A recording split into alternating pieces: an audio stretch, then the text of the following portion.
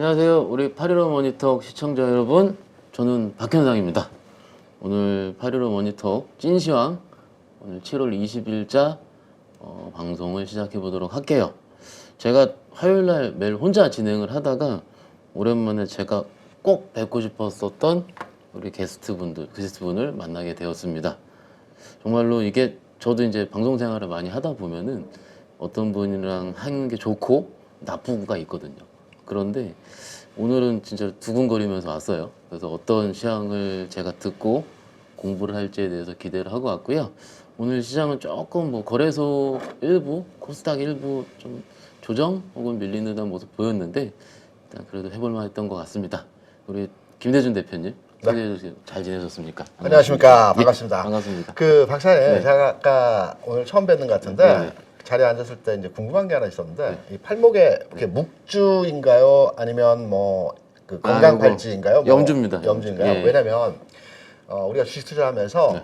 저는 꼭 버려야 될 게 몇 가지가 있는데 징크스를 만들지 말자입니다. 제가 과거에 이제 아침에 뭘 보면 뭐 시장에 오늘 매매가 잘 안 된다 네, 또는 네, 네. 뭐 어느 타이밍에 뭘 네. 하면 뭐 한다 이런 제가 만든 징크스에 빠져가지고 굉장히 그 어렵게 그 매매가 됐던 적이 많이 있어요. 그래서 첫 번째가 만들지 말아야 될 게 징크스이거든요. 네, 네. 스스로 만드는 게 징크스이지 않습니까? 징크스는 또 깨야죠. 깨야죠. 깨라는 네. 게 깨라는 그래서, 징크스죠. 예. 대신에 어떠한 것에 의존이라고 하기는 좀 그렇지만 위안을 받는 어떤 물건이나 뭐 가족 사진이나 네네네. 뭐 등등의 위안을 받는 매매를 하면서 그런 부분들은 꼭 필요한 것 같아요. 그렇죠. 네, 예. 그래서 제가 아까 손에 딱 보니까 이게 팔목의 건강팔찌인지 뭔지는 모르겠지만 네. 아마 내가 시장을 관찰하고 주식 투자를 하면서 의지를 하는 형태의 것이라고 생각을 해야 되겠죠? 아유, 저는 모태신앙이라서 좀 오래됐습니다. 저는. 그렇군요. 예, 그래서 당연히 좀 이렇게 의지도 하고요. 네. 근데 경험적으로 이 주식시장에서는 저를 믿지 않으면 누구도 믿으면 안 되는 것 같아요. 그렇죠. 그러니까 예전에 이제 저 대표님이랑 예전에 우리 선배님이시라서 옛날 얘기도 많이 했지만은 네네. 이게 선배도 믿으면 안 됩니다. 당연하죠. 예. 네. 이게 정말 믿으면 안 되고 네, 그렇죠. 나 자신을 좀 믿어야 되고 네. 이거는 제 뇌피셜인데 네네. 저 스스로만의 이제 통계적 자료이거든요. 네. 제가 시장에 있으면서 주식 투자를 잘해서 수익이 많이 나신 분들 있으시잖아요. 그러면 그분들의 이제 성향이나 스타일들을 많이 제가 자료 수집 차원에서 네네. 많이 조사를 하거든요. 네네. 근데 제 기준의 통계입니다. 네네.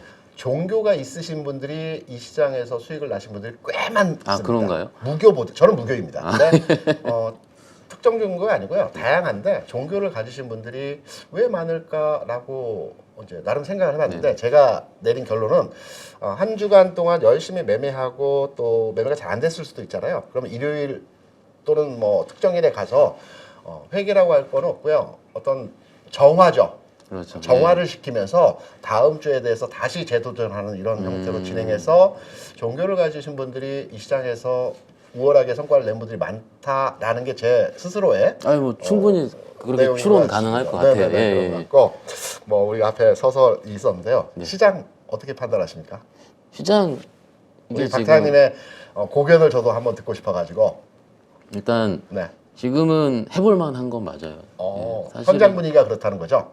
뭐 필드에서. 예, 필드 분위기 그렇고요. 네. 그런데 이게 사실 저는 이제 뭐 선배님도 아시다시피 네.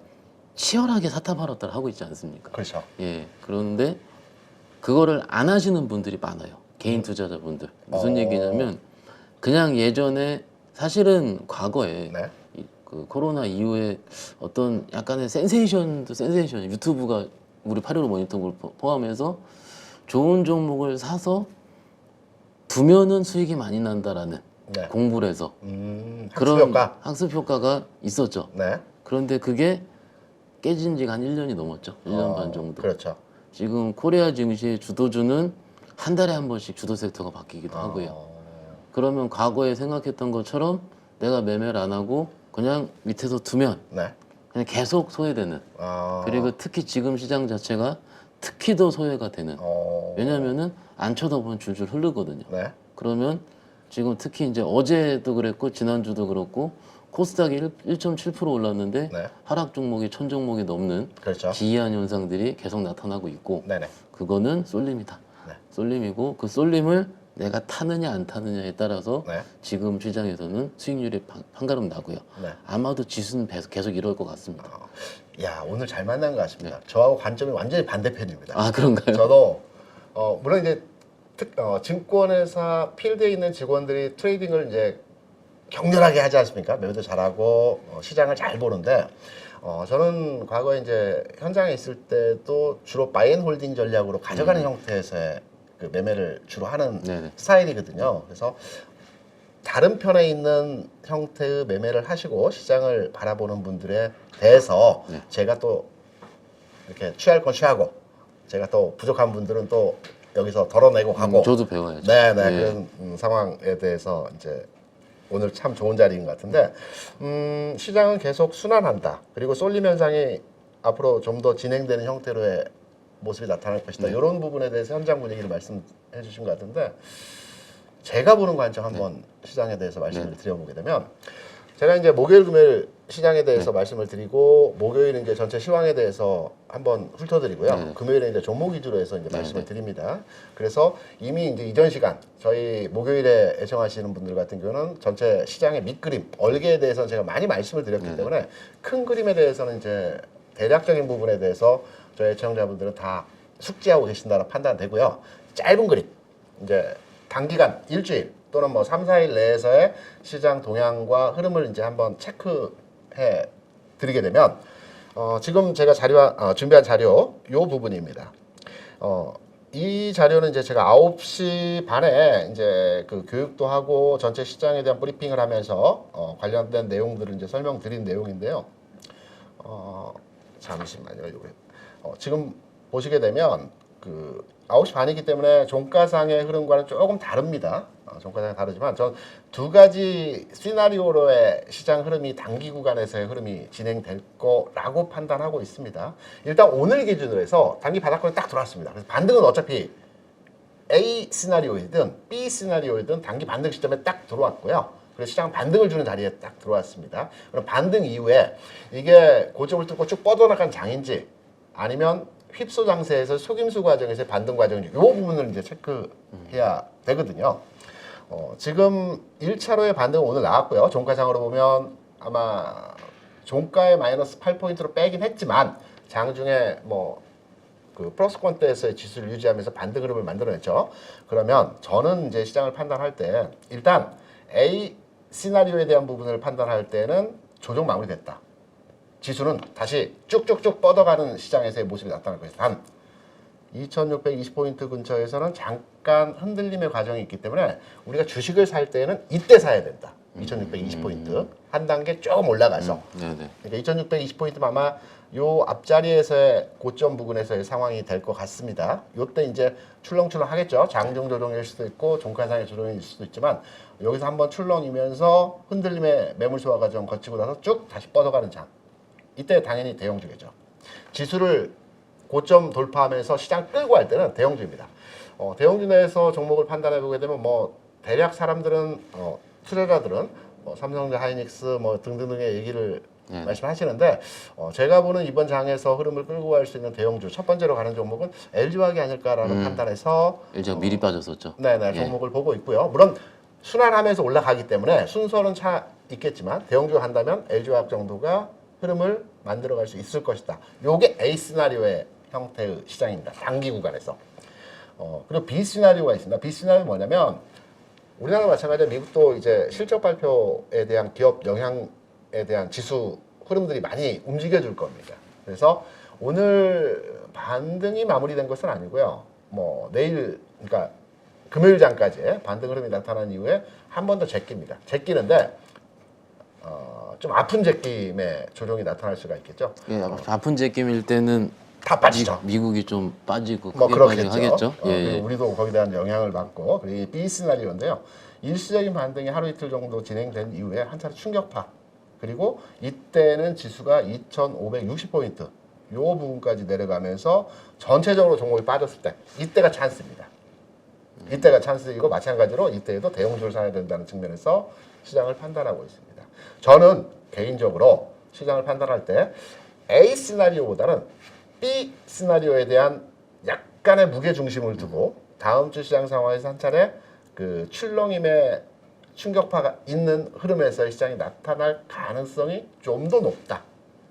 라고 시장의 전체 그림을 판단하고 그 저점 지수 포인트의 구간은 2560포인트 정도에서의 상황이 나타나는데 이 지수의 상황 흐름에서 무서워할 필요 없다.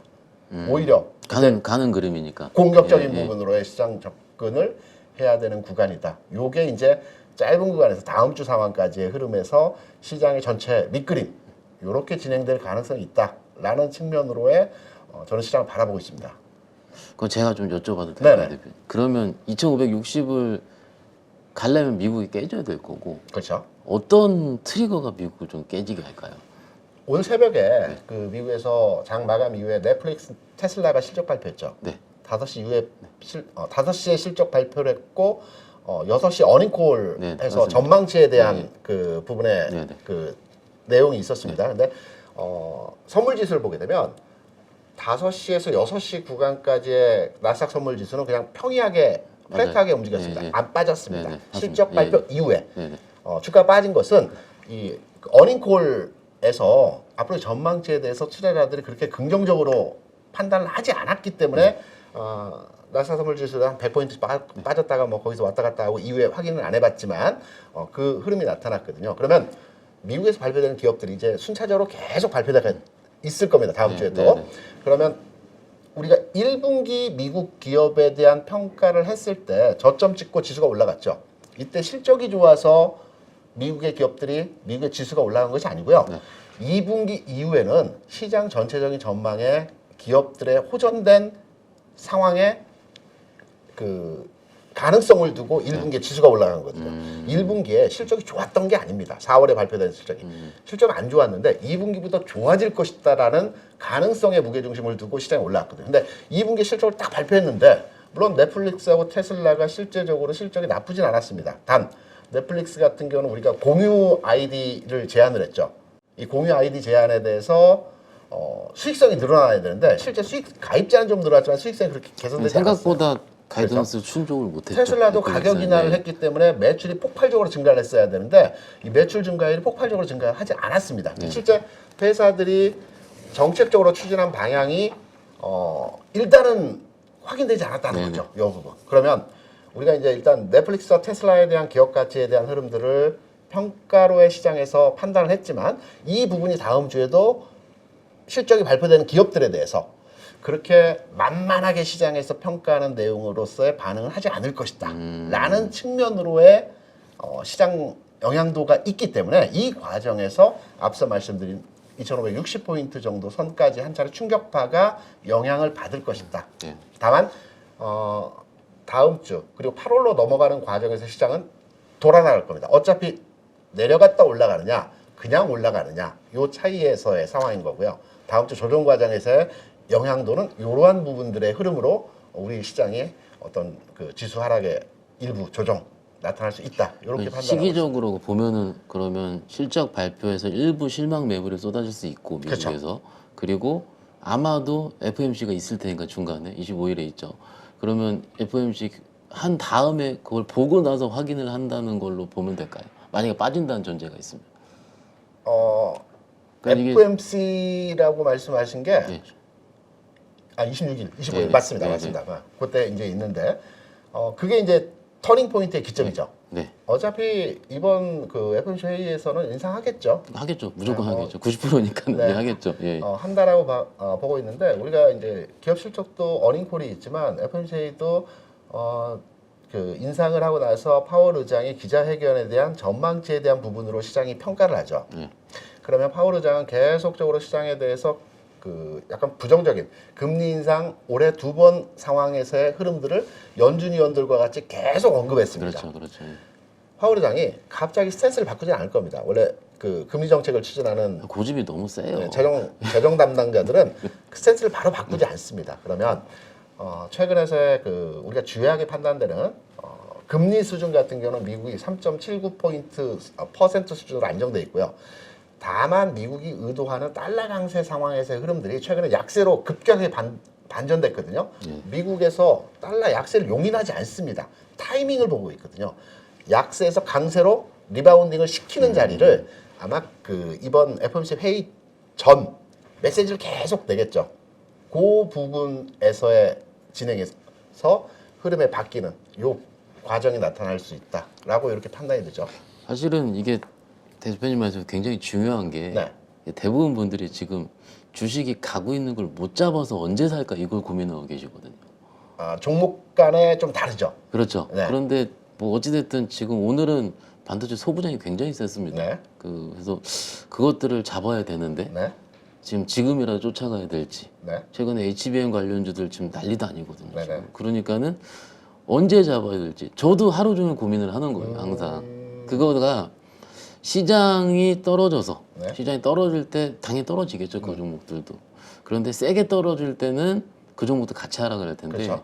만약에 시장이 횡보라면은 그 종목들 살아 있을 거예요. 그렇죠. 예, 그러니까는 그거를 판단할 때 시장이 중요한 부분이라서 네. 제가 조금 계속 여쭤보고 있고요. 그러니까는 이런 관점에서 접근은 어떨까요? 저도 현장에 좀 있어봤지만 우리가 시장을 계속 주시하는 입장에서 트레이딩 관점으로 대응했을 때 막 시장에서 빠른 종목들 얼마든지 치고 빠질 수가 있어요. 네네. 아니다 싶으면 덮어버리거든요. 네네. 제가 이제 시장에서 배웠던 것은 고민하지 말라는 거거든요. 일단 클릭하고요. 그리고 나서 보유할지 손절할지를 판단하면 되는 거거든요. 그런 말 우리 지점장님 같으신데 지금 말씀하신 게 지금 그러니까 판단하지 말라고 네네. 했습니다. 저도 교육받을 때 그랬고 교육할 때도 그랬습니다. 주식을 살지 팔지 고민하는 순간에 그 주식은 움직였다라는 거죠.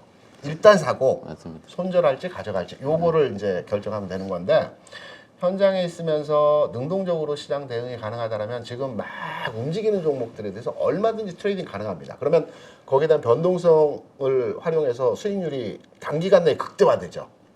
근데 저는 주식 투자는 모르겠습니다. 흔히 원론적인 얘기지만 투기가 아니라 투자라고 많이 얘기를 하는데 저는 철저하게 투자 관점에서 접근을 해야 된다는 게 제 철학입니다. 주식 투자. 그러니까 뭐냐면 지금 시장에서 오늘, 어제 막 움직이고 있는 종목들은 이미 들어가 있어야 된다는 게 제 주의입니다. 그러니까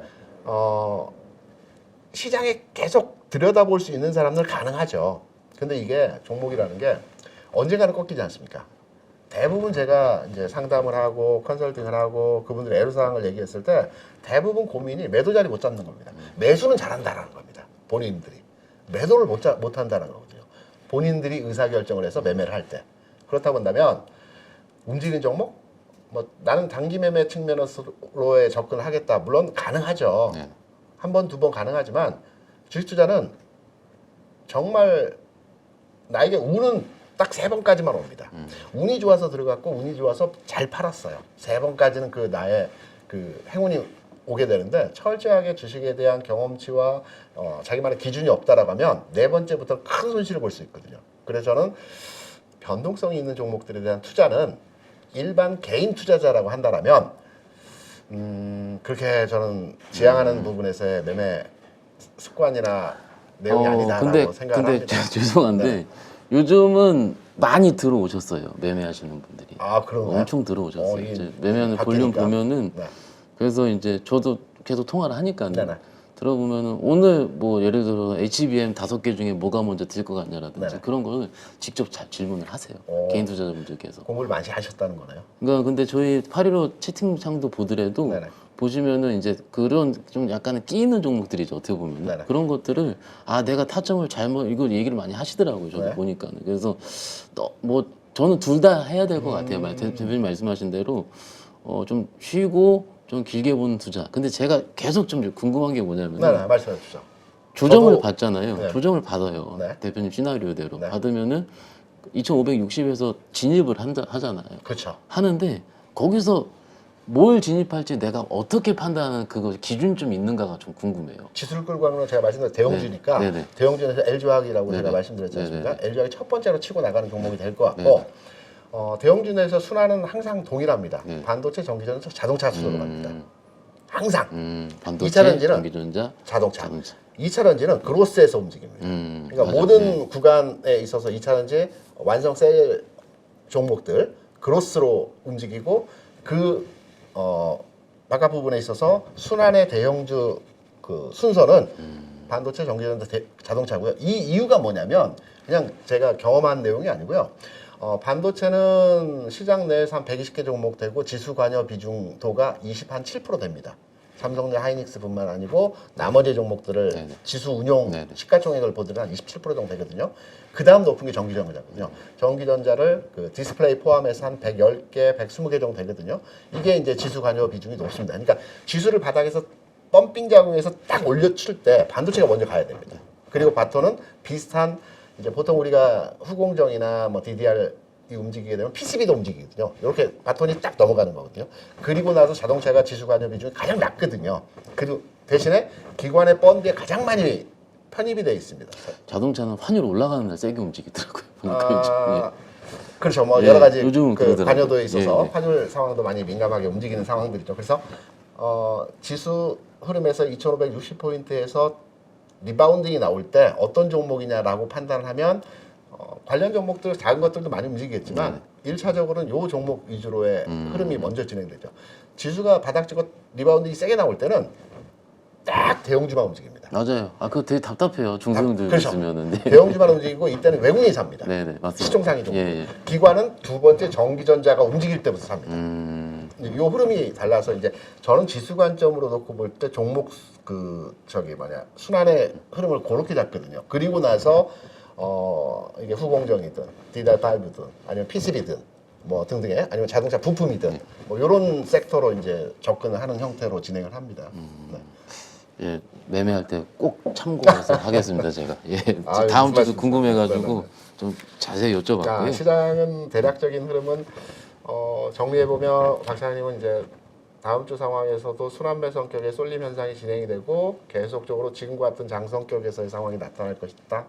짧게 보면. 사실은요. 네. 그 오늘 아침 기준 혹은 어제 아침 9시 기준으로 봤을 때 8시 50분에 전화가 오시면은요. 네. 저 모른다 그럽니다. 그렇죠. 장 시작해 열어봐야죠. 봐야지 어떤 게 거래가 들어오는지를 먼저 봐야 되는 거고. 네. 그리고 제가 장을 판단하는 기준은 매매해도 되느냐 안 해도 되느냐를 봅니다. 근데 요즘은 그냥 계속 해도 되는 것 같아요. 어느 날은 2차전지, 어느 날은 소부장, 어느 날은 또 조선주, 어느 날은 이렇게 쏠리기 때문에 물론 투자자분들마다 이런 얘기를 하실 수가 있어요. 언제 내가 매일 쏠리는 걸 쫓아가느냐 이렇게 하실 수 있는데 요즘은 그 쫓아가시려고 하시는 분들이 늘어나고 있는 추세가 맞을 것 같고 그렇게 하니까 그때의 변동성이 너무 큰 거죠. 그날의 변동. 그리고 안 움직일 때 쉬면 한 2주 쉬지 않습니까, 대표님? 그러면은 줄줄줄줄 새니까. 그러니까 오히려 내가 공부한 스터디한 각 종목 그 섹터의 종목군들이 뭐 3개든 5개든 있지 않겠습니까? 네. 그걸 띄워놓고서 거기서 움직일 때마다 들었다 나가 하는 게 일단 저는 그렇게 하고 있거든요. 예, 그렇게 하고 있고요. 그리고 이제 시장 입장에서 봤을 때 제가 뭐 레포트도 보고 다 보시지 않습니까? 보면은 오히려 FMC 이후에 성장주 단이 조금 움직일 가능성이 크다. 피봇. 그러니까 피봇이 어찌됐든 작년에 우리 피봇 기대감 한 달 나왔을 때 기억을 해보시면 그때 네이버 카카오 되게 화끈하게 움직였거든요. 2021년 6월부터 쭉 당겼죠. 그렇죠. 5월, 4, 5, 6월에 쫙 당겼죠. 그러면 이제 어찌됐든 금리 인상 기조 때문에 성장주들이 눌려 있었던 거라면 나라면 이게 어느 정도 5.5%, 5.75% 금리가 만약에 터미널 레이트로 형성이 된다는 컨센이 형성만 된다면 네네. 아마도 그동안 눌려 있었던 성장주 눌려 성장주는 되게 쉽습니다. 여러분들 많이 물려 있는 겁니다. 그런 저는- 것들도 한번 움직일 수 있지 않을까. 약간 생각이 좀 다르거든요. 오늘 많이 다르네요. 생각이 다른데 요거 한번 보면서 한번 내용을 한번 설명을 드리려고 합니다. 어디서부터 풀어드려야 되냐면 지금 시장은 금융장세, 그러니까 성장주들이 가는 금융장세가 아니거든요. 그러니까 성장주라는 금융장세는 돈의 힘으로 지수가 올라가는 장입니다. 유동성 장세라고 많이 얘기를 하죠. 이때는 저금리 상황에 돈까지 시장에 들어오기 그렇죠. 때문에 그렇죠. 기업들이 저금리로 대출을 받아서 R&D에 계속 투자할 수 있습니다. 그래서 성장 섹터에 있는 종목들이 주가가 많이 움직입니다. 그러나 시장이 한 번에 그 흐름이 지나고 나서 새로운 파동의 시장이 만들어지거든요. 이때는 실적 장세입니다. 그러니까 왜 그러하냐면 지금 시장을 평가하고 시장의 흐름을 해석을 할 때 성장 섹터의 종목들이 움직이는 그 금융장세 한번 왔어요. 이때는 기억하시겠지만 75조 원 정도의 고객 예탁금을 기반으로 해서 시장을 그냥 쫙 끌어올렸습니다. 삼성전자 막 날아갈 때. 그렇죠. 그리고 지금은 45조 원 정도의 고객 예탁금 수준이거든요. 지난 상승과 같이 성장주 중심으로 해서 지수를 쫙 끌어올릴 수 없는 장입니다. 돈의 힘에 있어서 45조와 75조는 시장을 끄고 할 수 있는 시장 상황에서의 상황이 아니거든요. 그리고 실적 장세로 왜 흐름이 진행이 되냐면 사람들이 과거에 성장 섹터의 종목들을 투자했다가 손해를 많이 봤습니다. 네네. 그러니까 기업은 실적이야. 주식 투자는 좋은 회사를 투자를 해야 돼. 그런 마인드가 바뀌는 거고요. 그리고 금리 차이에 있어서 금리가 저금리에서 한 번에 금리가 상승이 나타나는 모든 주가의 순환 사이클이 이런 형태거든요. 과거에도 그랬습니다. 금리가 쫙 올라가서 어느 정도 금리가 올라간 상태에 정체가 됩니다. 또는 약간의 하락이 나옵니다. 그러면 여전하게 금리 수준은 성장 섹터가 올라갔던 금융장세보다 높은 금리입니다. 그렇죠. 예. 여전히 높습니다. 금리는 내려온 상태가 네네. 아니기 때문에 그렇기 때문에 높은 금리 차로 인해서 우리가 이제 실적 장세를 하면 가치주를 말하는 거거든요. 가치주라고 한다는 것은 매 돈을 벌고 있는 회사들을 말하는 겁니다. 꾸준하게 그 돈을 벌고 있는 종목들을 가치주라고 하고 가치주들이 실적 장세에 움직이는 거거든요. 그럼 돈을 버는 회사들은 왜 실적 장세에서 움직이냐면 매년 돈을 벌어왔기 때문에 그 돈을 계속 유보시켰습니다. 저금리 상태에서. 네네. 그러면 회사에 돈이 많습니다. 이 돈이 많은 상태에서 고금리가 되었을 때 회사의 R&D보다는 그 새로운 공장을 짓거나 아니면 M&A 하거나 M&A 이슈가 이때 막 부각이 되죠. 또는 신기술 개발을 위한 투자를 합니다. 그러니까 은행도를 대출을 안 받아도 회사에 유보된 자금으로 투자를 할 수 있기 때문에 이 고금리 상황에서 이 기업들의 집단에 있는 종목들이 움직이기 시작합니다. 새로운 걸 막 하니까. 지금 빅테크네요. 팩트는 하죠. 그 부분을 말씀드리면 시장이 바닥점을 찍고 움직일 때는 성장 섹터가 먼저 움직이거든요. 네네. 미국장을 봐도 그렇습니다. 과거에는 성장 섹터였으면 우리가 많은 성장 섹터의 업종들이 있었죠. 그러니까 코로나 이후였기 때문에 대부분 바이오였습니다. 제약 바이오가 성장 섹터였거든요. 그리고 나서 메타버스가 그 네네. 뒤를 이어받았죠. 네. 지금은 성장 섹터의 아이템이 뭐냐면 미국은 AI입니다. 당연히 AI죠. 네. AI가 아직 돈을 벌지는 못합니다. 네. 하지만 AI가 앞으로 돈을 벌 거라는 기대감에 의해서 낙수 효과에 의한 반도체가 움직이고 AI 개발을 한다라고 하면 거기에 대한 종목들이 움직이고 오늘 미국 시장에서 모습도 보더라도 애플이 직원용 AI 개발한다라고 네. 해서 그 애플 주가는 일부 움직였고 네. 나머지 마이크로소프트라든가 엔비디아라든가 과거에 그 구글이라든가 과거에 자체 AI를 개발했던 회사는 다 빠져버렸어요. 네, 맞습니다. 예. 1등이 개발한다고 하니까. AI가 지금 현재 시장에서 가장 성장 섹터에서의 화두거든요. 우리나라는 AI가 없습니다, 이제. 물론 네이버가 개발을 하고 있지만 그 시장의 중심에 들어가지 못하는 거거든요. 그 성장 섹터 이슈가. 그래서 2차전지 소재 관련 성장 섹터가 움직이는 겁니다. 우리나라에서는. 이게 상황이 좀 다른 거죠. 시장의 풍토는 비슷한데 이 종목 간의 성향이 다른 거거든요. 그래서 지금 미국 시장에서의 그 AI 돌풍과 열풍에 대한 내용들을 판단해 보게 되면 더 가겠죠. 하지만 상승에 대한 피로감 그리고 이번 FOMC 회의 기점으로 해서 금리 인상을 하게 되고 금리 인상 이후에 뭐 파월의 여러 가지 메시지가 있게 되면 이게 이제 한 텀이 돌아간 겁니다. 요 기준으로 한 텀이 돌아간 거예요. 그리고 일정 기간 지나고 나 또 가겠죠. 근데 한 텀이 돌아가고 나서 바톤을 이어받는 종목들이 있거든요. 그러니까 가치주에 한다고 성장주가 아예 못 가는 건 아닙니다. 성장주 내에서 순환이 됩니다. 계속. 여기 앞에 그림에 보시더라도 전체 종목들이 크게 움직였던 업종 간의 흐름을 보게 되면 지난 2020년 3월에 바닥 찍고 주가 올라갈 때 제약주가 먼저 올라갔어요. 맞습니다. 예. 물론 시젠 같은 경우는 그 그로스에서 모든 전체 기관에서 움직였지만 업종의 정확한 내용의 판단을 보고도 제약주가 먼저 움직여요. 항상 바이오 섹터, 헬스케어 섹터의 업종의 종목들은 제약주가 먼저 움직이고 그리고 나서 바이오가 막 전체 바이오 업종들이 다 올라갔습니다. 두 번째 구간에서. 그리고 시장에서 메타버스 NFT가 움직였던 게 21년 6, 7, 8월 요때 막 주가가 움직였거든요. 핫하게. 맞습니다. 이 흐름이 이제 순환되는 겁니다. 같이 움직이는 않습니다. 성장주가 롱텀하게 전체 그로스 상황에서 움직이지만 그 내에서 종목 간의 흐름들이 바뀌는 거. 지금 보시면 우리나라는 앞서 말씀드렸죠. AI 관련된 종목이 정확하게 현재 집대성되지 않았기 때문에 거기에 따른 2차전지 소재 관련주들이 움직이고 또 물론 이제 낙수에 의한 반도체 일부 관련주들이 움직이는 건 사실입니다. 요 한 텀이 지금의 상황에서 움직임이 진행됐고요. 돈이라는 게 한정적이지 않습니까?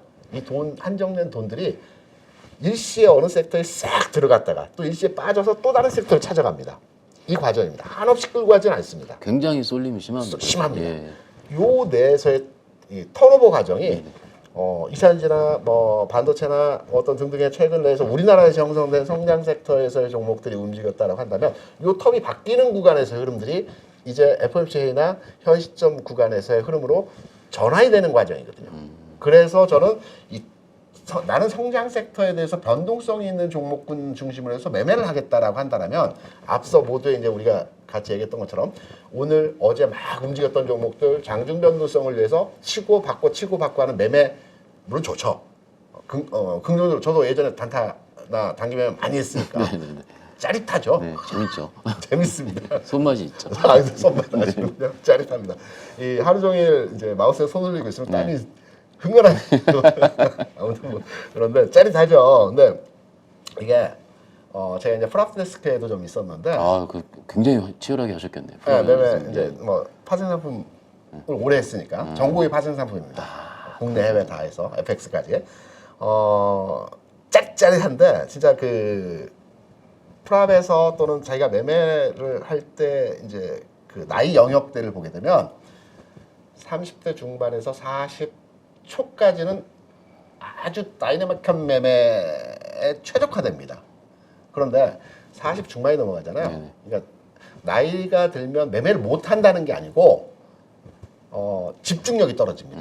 그러니까 프랍에 있는 친구들 보게 되면 하루 6시간 집중해서 점심도 안 먹고 매매를 하거든요. 네, 맞아요. 예. 완전히 초집중으로 매매를 합니다. 그러니까 6시간 동안 집중을 할 수 있어요. 우리 공부할 때도 책상에 앉아서 50분 집중하고 10분 휴식 뭐 이런 형태 진행되지 않습니까? 그래서 하루 8시간 공부하는 친구들도 있고요. 근데 나이가 먹으면 2시간, 3시간 집중하면 넉다운이 돼버립니다. 그 집중을 못 해요. 지금 제 아마 동년배들은 장중에 아주 초집중을 1시간 하면 에너지 소진이 다 돼버립니다. 그런가요? 그래서 매매를 나이 먹으면 못한다는 게 우리가 아는 워렌 버핏이나 빌 그로스나 뭐 짐 로저스 뭐 다 보면 80대입니다. 나이 먹을수록 매매는 잘하거든요. 근데 이 사람들 단기 매매를 하는 건 아니에요. 집중을 못하기 때문에. 얼마 전에 상사 관련주 많이 샀죠. 그렇죠. 버핏. 예. 그래서 이제 집중하는 시간이 작기 때문에 이제 그 변동성 매매에 좀 특화되지 못한 건데 박찬신 같은 경우는 변동성 매매 잘해야 될 나이죠. 아닙니다. 그래서 저는 요 넘어가는 성장 섹터의 흐름을 이제 지금 움직이는 종목보다는 주식 투자는 그래도 오늘 내일 수익률보다는 다음 주 또는 한 달 구간에서의 수익률을 판단해서 1년에 한 40% 또는 1년에 30% 목표 수익률로 투자를 하게 되면 꾸준하게 버는 게 중요하거든요. 제일 중요합니다. 예. 매년 꾸준하게 일정 수익을 확보하는 게 중요합니다. 이게 아주 제대로입니다. 주식 투자. 그래서 목표 수익률을 그 정도 잡으시고 운용하실 때 다음 순번에서의 시장의 흐름을 읽어내면 미리 들어가서 좀 기다리면 됩니다. 좀 기다리면. 물론 그게 실패할 때도 있죠. 많죠. 하지만 그런 흐름들을 그날그날의 시세 영역으로 쫓아가는 것보다는 어떤 전체 시장을 통할해서 판단했을 때 그 흐름들을 읽어냈을 때 굉장히 이런 매매가 또 주요하게 그 흐름을 이룰 수 있어서 예. 성장 섹터 얘기 나왔고 흐름도 얘기 나왔으니까 저는 제약주를 보거든요. 뭐 힌트가 다 나갔지만 네네. 제약주를 보게 되는데 제약주의 그 장단점이 여러 가지가 있습니다. 일단 저는 제약주를 볼 때 상위 탑 5 정도를 제약주 타겟팅으로 합니다. 삼바부터 시작한. 그거는 바이오 쪽이죠. 예. 그러니까 제약주의 탑 5라고 한다면 유한양행. 그렇죠. 예. 유한양행, 한미약품, 종근당, 녹십자, 광동제약 뭐 요 정도 순에서의 제약주입니다.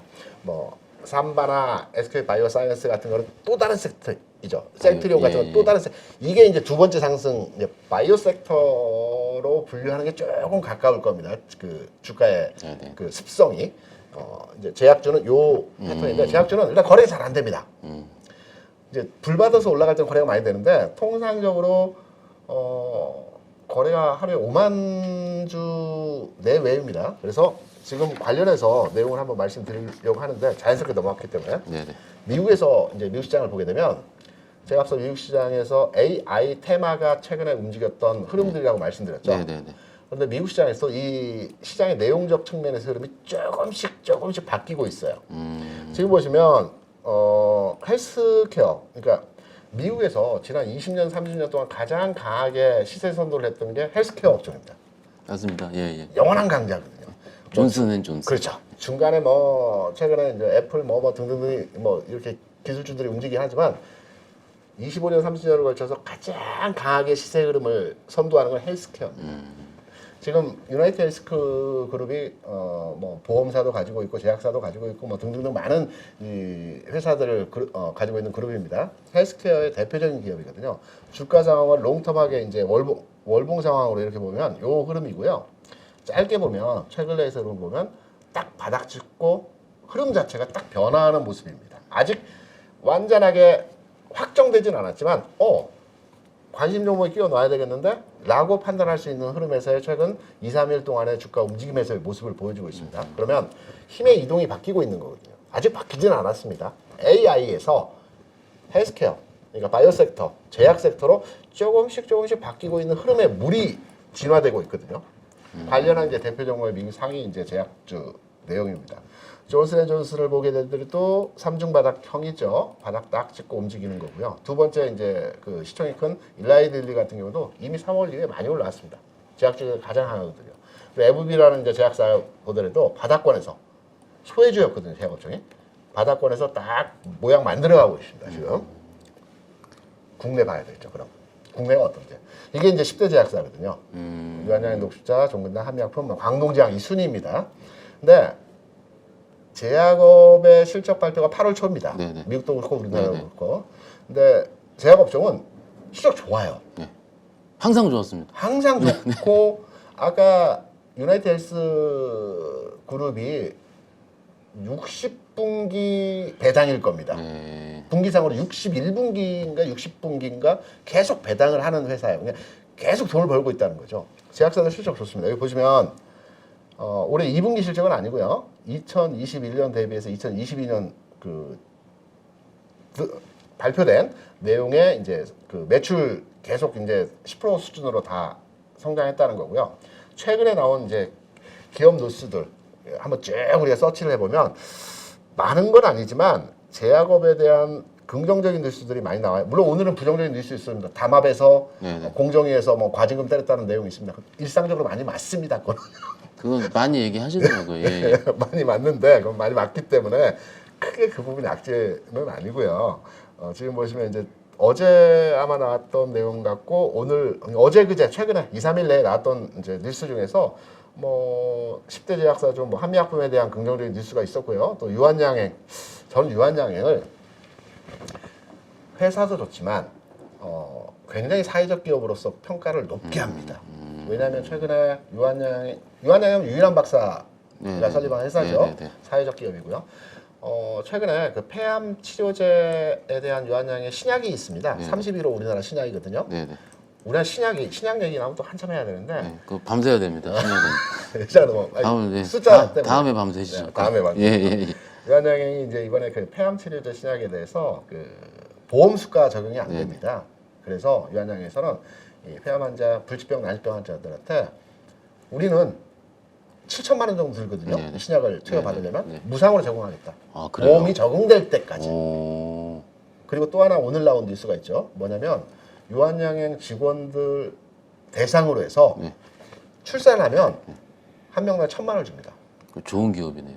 쌍둥이 나면 2,000만 원입니다. 아까 3명 나면 3,000만 원입니다. 당연하죠.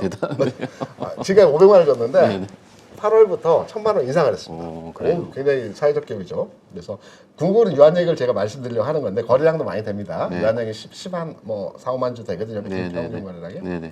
요거 한번 보시기 바랍니다. 지금 우리나라 제약사들의 제가 뭐 말을 너무 많이 하는 거 아니요. 제가 배우고 있습니다. 지금.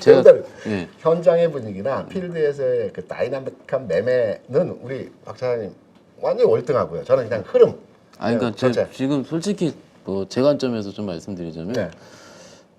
사실 잘 안 봤던 섹터들입니다. 그러죠. 예, 그래서 지금 이번 기회에서 아마 좀 공부하고 있는 중이고요. 그걸 잘 듣고 있습니다. 제가 지금. 지난주에 종목 그냥 목요일엔 시황, 금요일에는 이제 종목 위주로 말씀드렸는데 증권주를 말씀드렸어요. 증권업종을 말씀드렸습니다. 잘 안 보죠. 아, 지금 매매 안 하죠 지금. 미리 봐야 됩니다. 왜냐하면 증권주는 시황 산업이거든요. 네네. 지수 올라가면 증권주 그냥 경기 동향 필요 없습니다. 지수 올라가면 따라가는 게 증권주거든요. 시황 산업이기 때문에. 그러게 지금 최근에 거래 대금 많이 늘어났거든요. 네, 그럼요. 근데 중국이 안 움직였더라고요. 네. 그러니까 미리 들어가 있자는 차원에서 지난주에는 이제 증권 한국금융지주를 이제 네, 말씀드렸고 지금부터 관심 가져야 된다라는 측면으로 말씀. 두세 발 이제 빠르게 이제 우리가 관심을 가져야 돼요. 호흡이 정말 빠른 분들은 시장에 그렇게 빠르게 쫓아다니지만 호흡이 좀 느린 사람들은 미리 들어가 있어야 돼. 그리고 나누어서 들어가기 때문에 네, 천천히 들어가야죠. 예. 나누어서 또 시차를 두고 매매를 하기 때문에 시간이 좀 그래도 일주일, 열흘 정도 시간 타이밍이 있어야 내가 쭉 그 종목에 대해서 어느 정도의 공부도 하고요. 공부도 예. 하고 진입도 하거든요. 그리고 저는 계란을 한 바구니에 담으면 뭐 담아야 된다 이런 말 싫어합니다. 계란은 바구니에 딱 하나만 담아야 됩니다. 그런가요? 네. 왜냐하면 흔히 우리가 이런 얘기를 하죠. 뭐 포트폴리오 측면에서 종목 분산이 중요하다. 아예 틀린 얘기입니다. 그런 말 잘하는 사람들이 주식 투자는요. 압축하고 한두 종목으로 저는 딱 선정을 해서 투자를 해야 된다고 봅니다. 그렇게 하기 때문에 싸게 들어가서 있어야겠네요. 그렇죠. 예. 그 투자 방식에 의해서 저는 진행을 하기 때문에 한두 종목으로의 시장 판단과 종목 선정을 하기 때문에 들어가는 과정에서 시차가 있어야 됩니다. 네네. 왜냐면 비중이 세거든요. 짧게 내가 일정 부분 단기 매매하는 게 아니기 때문에. 그래서 이제 그런 맥락인데 지금 다시 네네. 돌아와서 네, 다시 돌아와서. 예. 유한장행과 녹십자 종근당 이 가장 제약사 1, 2, 3입니다. 두 가지 패턴입니다. 유한양행 같이 주가가 한 단계 레벨업돼서 박스내에서 움직이는 패턴이 있고요. 네. 그리고 대부분의 종목들은 녹십자 종근당처럼 지난 팬데믹 상황에서 그 바이오 제약 섹터가 움직이면서 빵 떴습니다. 주가 굉장히 탄력적으로 뜨고 또 그 자리로 제자리로 내려갔습니다. 네네. 옆으로 기고 있습니다. 네네. 이런 패턴이 많습니다. 유한양행 보시면 좀 전에도 사회적 기업이라고 말씀드렸는데 롱텀하게 이제 2000년 중반부터 흐름을 보게 되면 2만 원대에서 움직이다가 4만 원으로 업그레이드했어요. 그리고 4만 원에서 6만 원 업그레이드했습니다. 네. 그러니까 계단식으로 상승합니다. 그러네요. 예. 2분기 실적에 대해서는 지금 각 증권사에 나온 레포트를 굉장히 우호적입니다. 네. 좋다랍니다. 뭐 제약사 좋겠죠. 근데 사실 유한장행은 항상 좋게 냅니다. 네. 나쁘게 낸 적이 네. 못 봤어요, 저는 한 번도. 예. 그리고 이제 지금 보면 우리가 이제 제약주는 언제 사야 되냐면 미리 들어가 있으면 안 되고요. J 커브 직전에 들어가야 됩니다. 아, 튀기 전에요. 네. 예. 그래 안 기다립니다. 맞습니다. 그러니까 내일 움직이는 게 아니라 J 커브인데 하단부 최소한 다음 주 아니면 뭐 1, 2주 사이에 움직이는 시점이 도래했다라고 판단했을 때 제약주는 들어가는 겁니다. 이건 미리 들어간 타이밍이 그렇게 흐름이 왜냐면 안 움직이면 쭉 안 움직여요. 네네네. 그러니까 앞서 말씀드린 성장 섹터의 움직임이라든가 뭐 흐름들 등등등 보게 되면 딱 움직임의 자리에 왔거든요. 짧은 거죠. 모양 좋고요. 흐름 좋고요. 전체 분위기에서 지금 매물권 돌파하게 되면 그러게요. 실적 예. 발표되고 뭐 등등등 내용이 나와서 여기서 탄력 딱 받겠죠. 힘의 돈의 흐름이 바뀔 때. 그러네요. 그러네요. 우리나라에서 그 2차전지 소재든 반도체든 등등에 들어가 있는 돈들이 피로감이야 이제. 여기서부터 더 올라가도 좋겠지만 이제는 좀 뺄까라고 하는 투자 심리가 이제 다른 업종을 찾아볼 때 그래 움직임이 좋은 종목으로 뭔가 찾아봐야 돼. 바이오, 제약, 바이오가 좋겠다. 만들어서 가야 되겠다. 근데 바이오가 하기 전에 제약이 먼저 갑니다. 그래서 바이오가 갑니다. 그러니까 바이오가 가기까지 시간이 좀 남았죠. 네. 그 전 단계에서 제약이 움직일 수 있는 여건의 시기적인 흐름이 현재 분위기가 만들어지고 있다. 그래서 유한행 같은 경우는 여러 측면에서의 내용으로 현재 뭐 성장 섹터에서 실적 좋고요. 좋게 나올 거고 그리고 사회적 기업이라는 데서 좀 첫 번째로의 그 표를 주는 입장인 거고요. 그리고 모양상으로도 괜찮습니다. 네. 사실은 이게 제약 쪽은 이게 아까 말씀드린 것처럼 잘 안 보기도 했었고요. 그렇죠. 그리고 이제 유한양행은 사실은 이렇게 부담이 있진 않아요. 왜냐면은 워낙 이익을 꾸준하게 내는 기업이니까 조금 뭐라 그럴까요? 좀 기다리는 게 지겹다. 그렇죠. 이런 표현이 들고 녹십자 같은 경우는 좀 미리 좀 많이 빠졌잖아요. 그렇죠, 그렇죠. 근데 그런 것들은 좀 언제 좀 기다릴 수 있을까요? 어떤 식으로? 저희 가면 같이 갑니다. 아까 말씀드렸죠. 패턴이 다르다는 거죠. 네네. 그러니까 유한양행은 상승해서 버티는 거고요. 네네. 그래서 올라갈 때 네. 녹십자나 종근당처럼 아주 그 다이나믹하게 그냥 아주 그냥 이 주가가 빠바방 움직이진 않습니다. 네네네. 근데 여기서도 보시면 아시겠지만 녹십자나 종근당 같은 경우는 과거에 주가가 움직일 때 굉장히 탄력적이죠. 과거에 움직였던 처음 자리까지 빠져 있네요 지금. 네, 그렇죠. 이 과거라는 게 긴 과거가 아니고요. 21년, 20년 네. 이때입니다. 3년 이때인데 전에. 예, 예. 굉장히 움직임이 좋습니다. 네네네. 이 주가 습성이라는 게 있다라고 저는 생각을 하거든요. 습성이라는 성향인데 움직임 자체는 그 주가의 습성대로 움직이거든요. 그러니까 녹십자 종근당은 뭐 가격적으로도 뭐 10만 원권대, 7만 원권대 얘기하지만 한번 탄력 받으면 뭐 10% 20%쭉 올라가 버립니다. 근데 유한양이 그렇게 움직이진 않거든요. 2, 3%, 3, 4% 맞습니다. 예, 이렇게 해서 꾸준하게 스텝 바이 스텝으로 누적된 수익률로 움직이는 종목이기 때문에 내 성향이 어떠하다라는 걸 먼저 판단하시고 네. 나는 그래 그 하이 리스크 하이 리턴이야. 하이 리스크에서 리스크가 좀 더 줄어든 상태이긴 하지만 네네. 이 탄력을 좋아해. 네네. 나는 그러면 뭐 녹십자 종근당. 근데 녹십자 종근당은 거래가 오늘 거래를 확인 안 해가지고 한 2, 3만 주 네네. 수준일 겁니다. 네네. 정체됐을 때. 네네.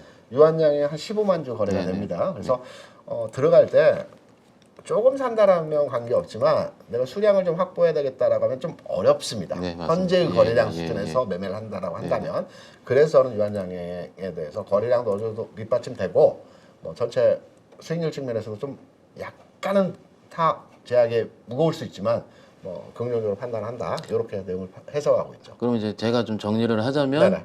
조금 변동성 좋아하시는 분들은 녹십자 같은 걸 그렇죠. 분할 매수를 좀 하는 게 맞을 것 같고 거래가 네. 너무 없고 좀 그 유행여행 같은 경우는 사실 마음은 되게 편하네요.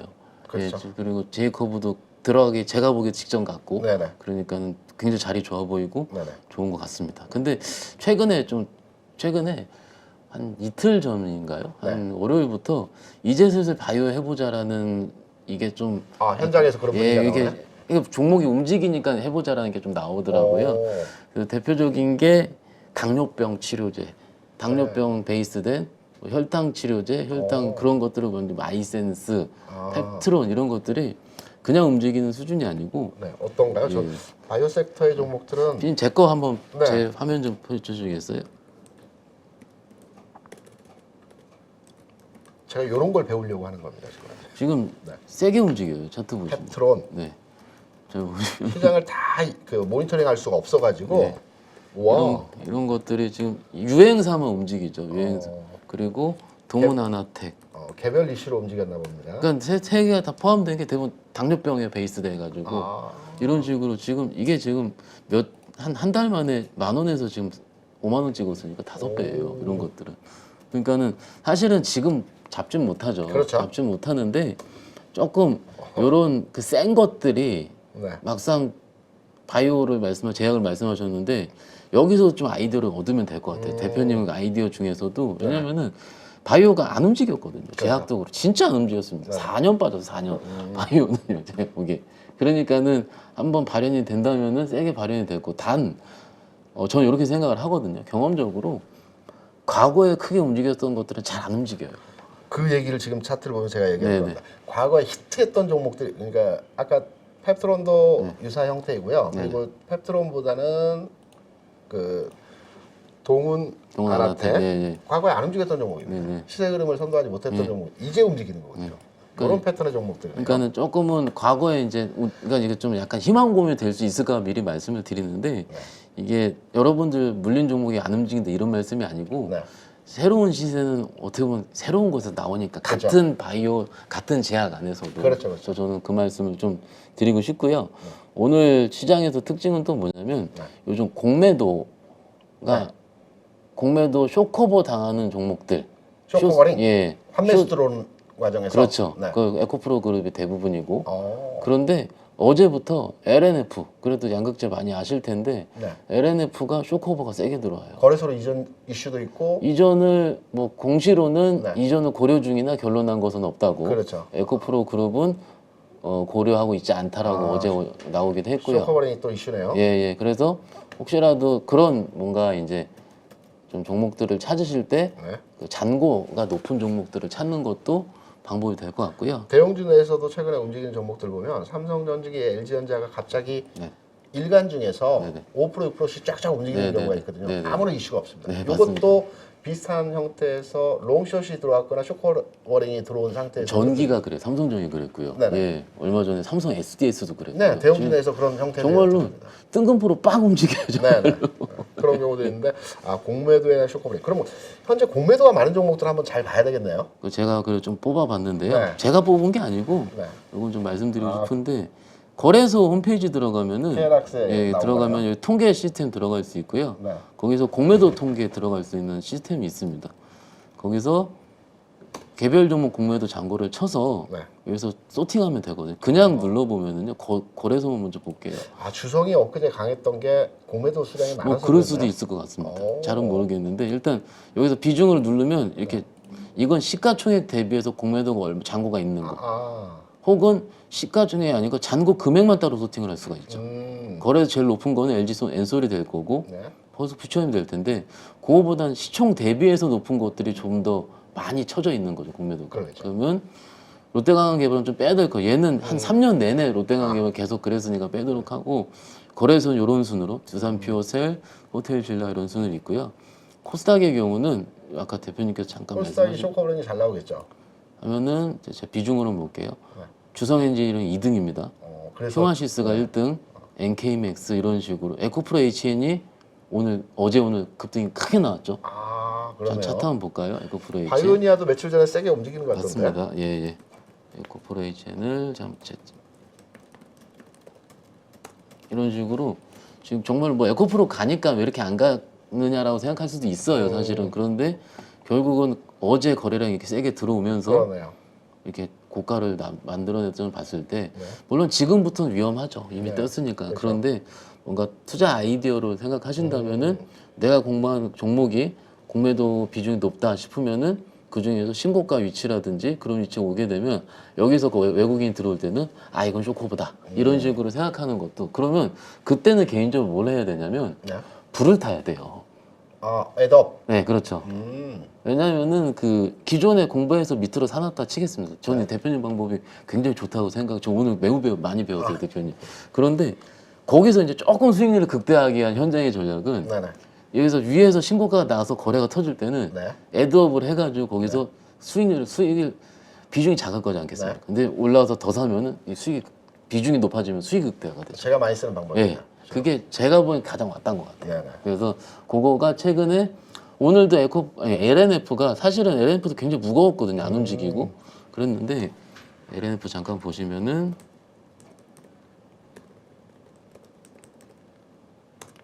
이게 진짜 안 움직였던 주식이에요. 그렇죠. 에코프로만 움직여요. 근데 어제 19%가 올랐거든요. 그렇죠. 어제 많이 움직이더라고요. 그러니까 이게 거래소 이전 상장에 대한 이슈. 사실은 이전 상장 이슈가 있는 거는 포스코 DX입니다. 보시면은 얘는 날아다니고 있어요. 지금 포스코 DX는. 지금 저 며칠 전에 설명한 내용이긴 한데 어찌됐든 이게 지금 시장이 이렇게 좀 바뀌는 것 같아요. 제가 보기엔. 그래서 한번 그 일부러 아까 그 화면을 띄워드린 이유도 네네. 우리 815 시청자분들은 스스로 공부하시는 우리 투자자분들이잖아요. 그러니까는 이런 식으로 한번 뽑아보시는 것도 방법이 될 것 같아서 저도 공부를 좀 해봐야 되겠습니다. 예. 저 공매도 데이터를 네. 기반으로 해서 요즘 추세가 좀 그런 것 같아요. 대표님. 예. 그래서 패션이죠, 패션. 그렇죠. 시장의 패션. 예, 트렌드 패션. 네. 이거 트렌드를 또 멋있게 패션이라 얘기하시네. 자, 앞으로 이제 패션 얘기하고 다니겠습니다. 패션이라고 얘기 많이 예, 합니다. 패션이 더 맞는 것 같아요. 제가 보기에는. 예. 트렌드라고는 예, 예. 패션이어서. 예. 그래서 일단 그렇게 생각을 하고 있고요. 네네. 아주 처음 뵀는데 정말로 이게 다른 시각을 듣는 게 제일 중요합니다. 제일 중요한 거고요. 예. 오늘 선배님한테 많이 배웠고요. 네. 또 저희 회사 선배님이랑 또 동기분이라고 얘기하시길래 제가 어떤 말씀 하실지 좀 귀 기울여 드렸고요. 네네. 일부러 말 안 했던 게 진짜로 저는 공부하려고 말 안 했으니까는 믿어주시고 시청자분들. 예. 대표님 혹시 마지막으로 시장 관련 좀 코멘트 해주실 거 있으세요? 시장 관련해서 라기보다는 이제 투자 네. 관점으로 약간 이제 저 같은 한 10년 후배한테 해주시는 말씀 없나요? 아니 개인 투자자들한테 한번 드리고 싶은 네네네. 말씀이 뭐냐면 아까 쏠림 현상 맞습니다. 그 모두에 말씀하셨잖아요. 네네. 쏠림 현상이 나오게 되면 상대적 박탈감이 커집니다. 엄청입니다. 엄청. 네. 그걸 이제 포모라고 하거든요. 맞습니다. 예, 예. 나만? 네. 내 계좌만? 내가 뭔가 잘못됐나? 네. 그러면서 상대가 박탈감에 의해서 상대가 소외감을 드는 거고요. 이런 현상에서의 투자자분들 최근에 많으실 겁니다. 네. 왜냐면 시장이 그렇게 움직였으니까 어쩔 수 없습니다. 네네네. 가는 종목만 갔으니까. 네네. 장은 좋은데 종목들 올라가는데 매일매일 상승 종목들 여기저기서 얘기하죠. 네. 방송만 틀면 올라가는 종목이. 경제 TV 보면 난리도 아니죠. 네, 뭐 엄청난 장입니다. 네네네. 내 계좌 들여보니까 다 팔아요. 내가 뭔가 잘못됐다라고 대부분 생각하십니다. 근데 제가 지금까지 봐왔던 부분에 있어서 대부분의 투자자들은 거의 한 70% 80%가 이 지금 포모 상대적 박탈감의 상황입니다. 사실 포모는 계속 있었습니다. 네. 엄청나게 지금 상대적 박탈감이 큰 상황에서 시장이거든요. 네네. 그런데 제가 말씀드린 거는 지금 아마 그냥 혼란스러울 겁니다. 따라가야 되나? 네. 정리하고 지금 막 나오는 어떤 종목 움직인다는데 그거 따라가야 되나?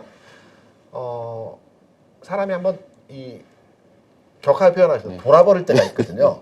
한꺼번에 다 팔아버리죠. 그냥. 네. 예, 예. 그러니까 기존에는 나눠 사고 나눠 팔고 했는데 한번 돌아버릴 때는 싹 밀어버립니다. 맞아요. 물론 그것도 한번 필요하다라고 생각을 해요. 네네. 왜냐면 종목이 너무 많아서 40개, 50개 있는데 이거 관리도 안 되고 그거 하니까 안 되죠. 예. 한번 밀어버리는 것도 필요하지만 그런 멘탈이 흔들려서 밀어버리는 건 아닙니다. 딱 기준을 정해서 이건 장은 아닌 것 같아 라고 했을 때 미는 건 괜찮은데 이거 사야지 하고 싹 밀어버린 경우거든요. 사면 딱 꼭지입니다. 네. 그래서 제가 앞서 시장에 대한 전망과 흐름을 말씀드렸죠. 틀릴 수 있습니다. 많이 틀리거든요. 지수를 보는 관점에서도. 그런데 이제 저는 그렇게 판단하기 때문에 이 부분에 대해서 어느 정도 객관적인 설득력이 있다라고 생각하시는 분들은 지금 매도하지 마시고요. 맞아요. 좀 기다리시면 분명히 주시장은 순번에서 돌아옵니다. 맞습니다. 제가 지난주에 증권주를 말씀드렸고 오늘 제약주를 말씀드렸는데 아무도 쳐다보지 않습니다. 그거 그거 왜 절대 못 가는 업종이야라고 했는데 우리가 아는 후공정 업체들 예전에 전공정이 갈 때 후공정 못 갔습니다. 그때 엄청 쳤어요. 엄청 쳤어요. 그냥 답답할 정도였거든요. 욕도 막 나옵니다. 돌아오거든요. 돌아올 시점이 됐습니다. 그럼 돌아왔을 때 주식을 언제 파느냐? 기준주장이죠. 수많은 종목들이 있으니까 저는 딱 주식을 파는 그러니까 종목을 교체하는 시점에서의 상황은 최근에서의 지수 고점에서의 상황이 2650포인트 근처에서 고점이죠. 네네. 그러면 이 고점을 딱 돌파하면서 전체 종목이 딱 올라갈 네, 때가 있습니다. 네네. 이때 정리해서 교체해야 돼요. 맞습니다. 예. 이때. 그때 타이밍을 잡으시면 되기 때문에 다들 올라간다는데 뭐 다들 돈 번 것 같은데 맞아요. 나만 예. 그러실 필요 없다라는 말씀 드리면서 오늘 메시지를 이제 뭐 개인 투자자분들께 드린 말씀입니다. 일단 저도 좀 많이 느꼈고요. 그래요. 이게 많이 질문을 받거든요. 네네. 받는데 이게 진짜로 계속 땅굴 파는 종목들 있잖아요. 그렇죠. 그런 종목들을 쉽사리 손절을 권유하기도 좀 그렇고요. 그리고 좀 기다리면 그럼요. 올라오긴 할 텐데. 그렇죠. 그래서 한번 2,650 돌파를 좀 기대해 보도록 하겠습니다. 8월 초 정도면 되지 않을까 싶고요. 네. 일단 저도 오늘 많이 배우는 시간 됐습니다. 오늘 어떠셨는지 모르겠고요. 그래도 대표님이랑 자주 저는 뵈려고 노력하도록 하겠습니다. 오늘 8월 머니톡 네. 들어주셔서 너무 감사드리고요. 네. 저는 다음 주에도 뵙도록 하겠습니다. 대표님 감사합니다. 수고하셨습니다. 안녕하세요. 주식계 스트리트 파이터 대입자입니다. 1년 가까이 교육을 해오면서 수많은 회원들이 수익을 냈는데 심지어 저보다 수익을 많이 낸 사람도 계십니다. 이번에 8.15 가족분들과 평생 꺼내볼 수 있는 강의를 준비했습니다. 바로 평생 소장 패키지입니다. 패키지로 대입장의 기법을 평생 소장하면 내 것으로 익히고 화요일 저녁마다 라이브러리에 꼭 들어와 그 주의 시황과 매매 전략을 설명드리니 응용하면 큰 도움이 될 거라 생각합니다. 이 안에 들어있는 32개의 강의는 여러분들이 언제든지 볼 수 있도록 말 그대로 평생 볼 수 있는 거죠. 대입장과 함께하는 중단기 실전기법 끝장반에서는 기법 기초부터 내용이 들어있고 더 큰 기대 수익을 가져올 수 있는 응용편까지 새롭게 추가했습니다.